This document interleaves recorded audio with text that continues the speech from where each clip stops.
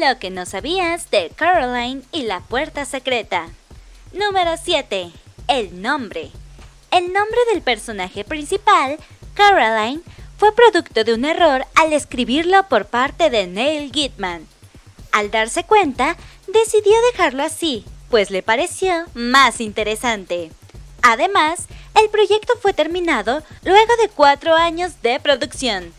Se necesitaron más de 150 sets de 52 escenarios para contar la historia. Número 6. Creador de pesadillas. En el cine, muchos padres tuvieron que salir junto con sus hijos, ya que lloraban aterrados de la película. Algunos de ellos con pesadillas que no los dejaban ni cerrar los ojos. Hasta incluso otros que tuvieron que ir a terapia, ya que querían coserse botones en los ojos. Eso sí es realmente aterrador. Número 5. No iba a ser una película animada. Posiblemente hoy no podríamos imaginarla de otra forma, pero Coraline fue concebida como un proyecto en live action. Incluso Dakota Fanning, quien prestaba su voz al personaje, había sido elegida para protagonizar esta versión inicial. Sin embargo, el director Henry Selick no estaba convencido de realizar la película de esta forma.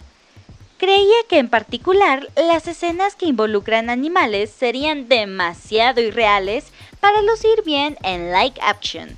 Así que insistió en animación y conservó a Fanning en el protagónico. Número 4. Las marionetas. Si de por sí la técnica stop motion de animación ya es compleja, debes saber que las marionetas en sí mismas son todo una ciencia. Una sola de ellas requiere de al menos 30 artistas. Esto incluye a las personas encargadas de moldear, esculpir y armar cada pieza individual de todas las marionetas. Cada personaje tenía varias versiones de su marioneta, de diferentes tamaños o como reemplazo. Solo para Coraline existían 28. Es esencial que los rostros de los personajes se muevan al hablar o reaccionar por pequeña que sea la acción. En total, había 15,000 rostros diferentes para toda la producción. La protagonista sola, con quien pasamos prácticamente toda la película, tenía 6,300 caras diferentes. Número 3. Mini moda. A estas alturas, quizá ya supongas que absolutamente cada aspecto de la película está detallado al máximo. Eso incluye los pequeños suéteres y guantecitos que se ponen a los personajes de la película. ¿Y quién tejió todo eso? Se trata de una sola persona, conocida como Althena Crum, quien en su sitio oficial se define como una pionera del microtejido. Tejer a mano un par de mini guantes, por ejemplo, tomaba 6 semanas desde el diseño inicial hasta el producto terminado. Número 2. Subasta. Las marionetas que se usaron en esta cinta fueron vendidas en el 2015. La productora decidió subastar todas las marionetas, incluyendo entre ellas los modelos de Coraline, de Paranorman y de Voltronix. Además de las marionetas, también subastaron otras piezas que se utilizaron en las cintas, tales como fijas y accesorios. Coraline terminó haciéndoles ganar muchísimo dinero.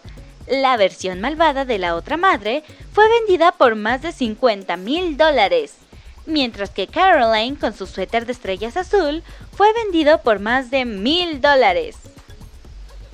Número 1. Éxito en el cine. Coraline resultó siendo una película realmente exitosa, ganando más de 16,000 en taquilla solamente en el fin de semana de estreno.